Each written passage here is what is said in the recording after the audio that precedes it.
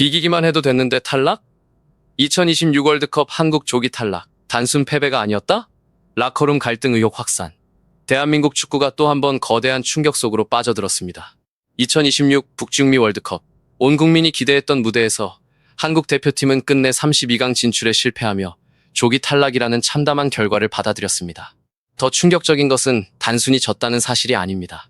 비기기만 해도 다음 단계로 갈 수 있었다는 말이 나오는 상황에서 대표팀은 가장 중요한 순간에 무너졌고, 그 무너짐 뒤에는 경기장 안의 실수보다 더 깊고 어두운 내부 갈등 의혹이 번지고 있습니다.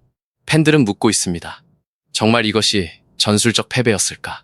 아니면 이미 라커룸 안에서 팀은 무너져 있었던 것일까?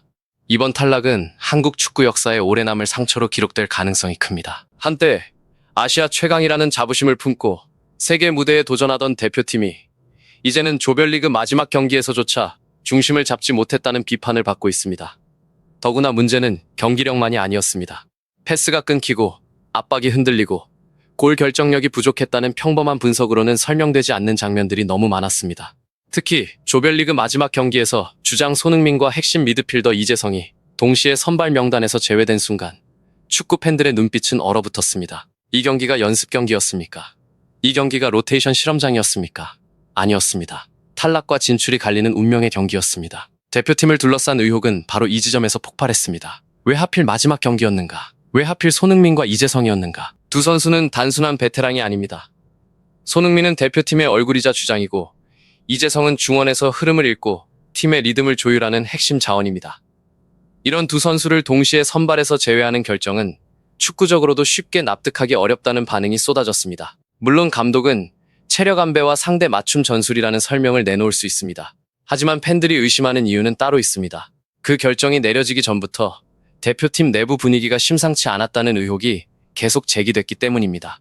최근 국회와 언론을 통해 공개된 주장들은 대표팀의 조기 탈락이 단순한 전술 실패만은 아니었을 가능성을 강하게 떠올리게 만들었습니다. 일부 제보와 폭로성 발언에 따르면 대회 기간 중 선수단과 지도부 사이에는 인터뷰 보이콧 문제를 둘러싼 갈등이 있었고, 이 과정에서 주장 손흥민과 이재성이 강경한 입장을 유지했다는 이야기가 나왔습니다. 발단은 훈련장 주변에서 일부 취재진의 부적절한 발언으로 알려졌고, 선수단은 모욕감을 느끼며 인터뷰 거부 움직임을 보였다는 것입니다. 선수들의 자존심과 명예를 지키려는 선택이었다는 해석도 있었지만, 협회와 지도부 입장에서는 월드컵이라는 세계적 무대에서 언론 대응을 계속 거부하는 것이 부담으로 작용했을 가능성이 큽니다.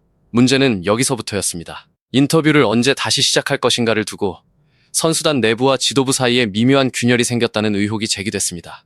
손흥민과 이재성은 진정성 있는 사과와 재발 방지 약속 없이 쉽게 물러설 수 없다는 입장을 유지했다는 주장이 나왔고, 지도부는 월드컵 운영과 대회 이미지를 이유로 빠른 정상화를 원했다는 이야기가 흘러나왔습니다. 이 대립이 사실이라면 대표팀은 이미 경기장에 나가기 전부터 하나의 방향을 바라보지 못하고 있었던 셈입니다. 축구에서 가장 무서운 것은 강한 상대가 아닙니다. 내부가 갈라진 팀입니다. 아무리 뛰어난 선수가 있어도 라커룸 안의 신뢰가 깨지면 그 팀은 경기장 위에서 먼저 흔들립니다. 더 큰 파문을 부른 것은 라커룸 갈등 의혹입니다. 멕시코전 이후 선수들이 경기 내용과 전술 보완점을 이야기하던 중 감독이 들어와 불쾌감을 드러냈다는 주장이 제기되면서 논란은 걷잡을 수 없이 커졌습니다. 특히 주장이 선수들과 경기 내용을 이야기하는 장면을 두고 감독이 자신의 영역을 침범한 것으로 받아들였다는 식의 의혹은 팬들에게 큰 충격을 안겼습니다. 현대 축구에서 주장은 단순히 완장을 차는 사람이 아닙니다. 그는 감독과 선수단을 연결하는 다리이며 경기장 안에서 팀의 정서를 붙잡는 중심입니다.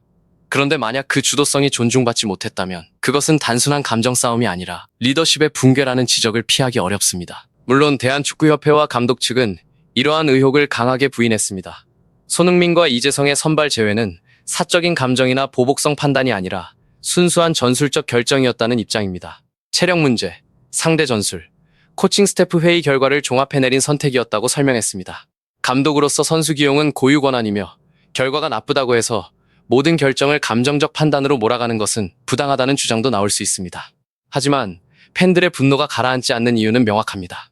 결과가 너무 참담했고 결정의 타이밍이 너무 민감했으며 그 배경에 대한 설명이 충분히 설득력 있게 다가오지 않았기 때문입니다. 비기기만 해도 된다는 말이 나올 정도로 한국은 마지막 경기에서 최소한의 생존 가능성을 잡고 있었습니다. 이런 상황에서 가장 경험 많고 가장 결정적인 순간을 책임질 수 있는 선수들이 벤치에서 출발했다는 사실은 팬들에게 충격 그 자체였습니다.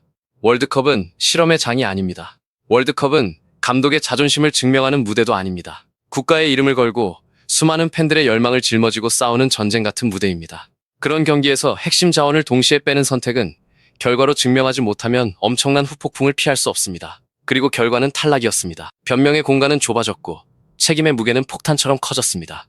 이번 논란이 더 무겁게 다가오는 이유는 감독 선임 과정부터 축구협회 행정에 대한 불신이 이미 쌓여 있었기 때문입니다. 팬들은 오래전부터 묻고 있었습니다. 한국 축구는 왜 늘 중요한 순간마다 밀실 행정과 불투명한 결정으로 흔들리는가? 왜 감독 선임 과정은 매번 논란을 부르고 왜 책임지는 사람은 보이지 않는가? 이번 월드컵 탈락은 갑자기 하늘에서 떨어진 재앙이 아니라 오랫동안 쌓여온 불신과 행정 난맥상이 한꺼번에 터진 사건처럼 보인다는 비판이 나오는 이유입니다. 경기장에서의 90분은 결과였을 뿐 진짜 붕괴는 그보다 훨씬 전부터 시작됐을지도 모릅니다. 손흥민과 이재성을 둘러싼 선발 제외 논란은 단순히 두 선수가 뛰었느냐 안 뛰었느냐의 문제가 아닙니다. 이것은 한국 축구가 선수 리더십을 어떻게 바라보고 있는지, 감독 권한과 선수단 자율성 사이의 균형을 어떻게 잡고 있는지, 그리고 위기 상황에서 소통이 제대로 작동했는지를 묻는 문제입니다. 세계 축구는 이미 바뀌었습니다. 감독이 모든 것을 명령하고 선수들이 무조건 따르는 시대는 지났습니다. 유럽 무대에서 뛰는 선수들은 높은 전술 이해도와 주체적 판단력을 갖고 있으며 대표팀은 그런 선수들의 경험과 목소리를 활용할 줄 알아야 합니다. 만약 여전히 권위와 통제만으로 팀을 움직이려 했다면 그것은 시대착오적 리더십이라는 비판을 피하기 어렵습니다. 팬들이 가장 분노하는 지점은 패배 그 자체가 아닙니다. 패배할 수 있습니다. 축구는 언제나 이변이 있고 강팀도 무너질 수 있습니다. 하지만 납득할 수 없는 과정, 설명되지 않는 선택, 그리고 책임을 피하는 듯한 태도는 팬들을 더욱 분노하게 만듭니다. 한국 축구 팬들은 바보가 아닙니다.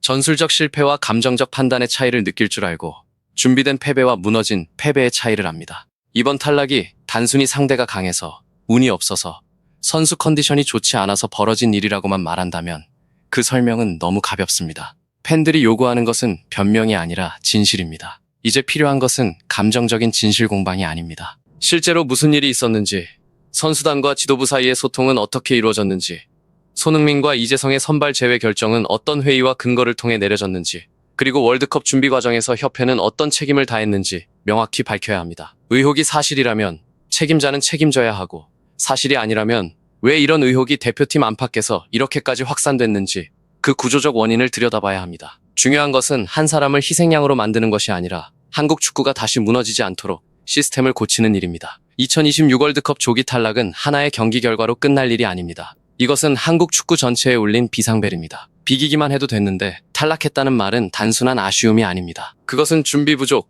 소통 실패, 리더십 논란, 행정 불신이 한꺼번에 폭발한 상징적인 문장입니다. 지금 이 순간에도 팬들은 묻고 있습니다. 우리는 정말 최선을 다해 싸운 것인가?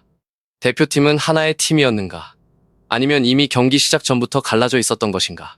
이 질문에 답하지 못한다면 한국 축구는 다음 대회에서도 같은 악몽을 반복할 수밖에 없습니다. 대한민국 축구가 다시 일어서려면 이제는 말뿐인 쇄신으로는 부족합니다. 감독 한 명의 사퇴, 협회의 짧은 사과, 몇 줄짜리 해명문으로 끝낼 일이 아닙니다. 대표팀 운영 구조, 감독 선임 절차, 선수단과 지도부의 소통 방식, 협회의 책임 체계까지 모두 다시 들여다봐야 합니다. 팬들이 원하는 것은 완벽한 승리가 아닙니다. 최소한 납득할 수 있는 과정, 책임지는 리더십, 그리고 국가대표라는 이름에 걸맞은 투명한 운영입니다. 이번 조기 탈락이 단순한 치욕으로 끝날지 아니면 한국 축구를 새로 바꾸는 마지막 경고가 될지는 이제 축구협회와 관계자들의 선택에 달려 있습니다.